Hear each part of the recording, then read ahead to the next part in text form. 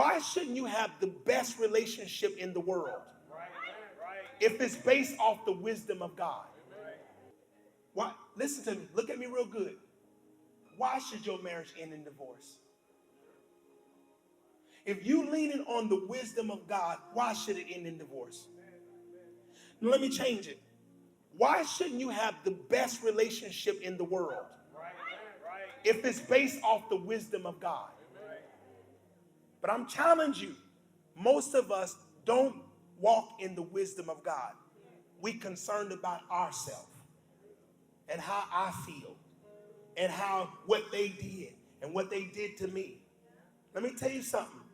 As long as the enemy can keep you in your own wisdom and you're leaning on your own understanding, your marriage is always in jeopardy. But the minute you leave your wisdom and you say to yourself, you know what? It ain't about what she do. It ain't about what he do. It's about what God tells me to do. And you cannot fail if you do what God tells you to do. That means when they do something, okay, I know your spouse might even be saying next to you, but how many of them have gotten on your nerves before? Raise your hand. Some of y'all scared of your neighbor. Y'all, I can't say Bishop. Some of y'all got 2 hands and 3 feet up. But I'm going to tell you something. Listen to me. What's that got to do with anything? See, when you listen to what God tells you to do, he'll tell you to do things to fix the situation. But let me tell you, even better than that, he'll give you stuff to do to make your situation never go the wrong way. But here's what happens.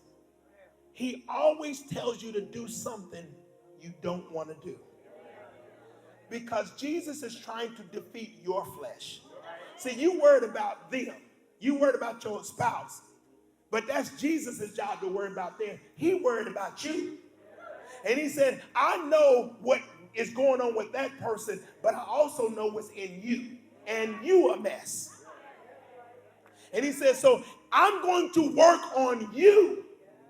And let me tell you something. If you would have let him, if you would concede to him, if you would agree with him, if you would just, he didn't say you got to understand it. He said, just do it.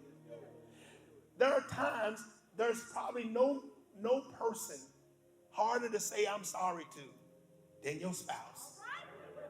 Because you got to live you got to swallow your pride and look at them and be like, I was wrong and you was right. Boy, them some hard words right there. But them are important words. And I'm telling you, there's times that the Lord will tell you to do something, and there's a ripple effect. You may not see it this time. There'll be times he'll tell you, clean up this or do this one thing. Whatever it is, everybody say, just do it. Lift your right hand to the Lord, all the married couples, all the married folk. Lift your right hand to the Lord and say, I solemnly swear to be obedient to whatever you tell me to do. Now, that was the first time, and you didn't say it with no strength. You were just burly saying it. This time, say it with some commitment. Say, I solemnly swear to be obedient to whatever the Lord tells me to do.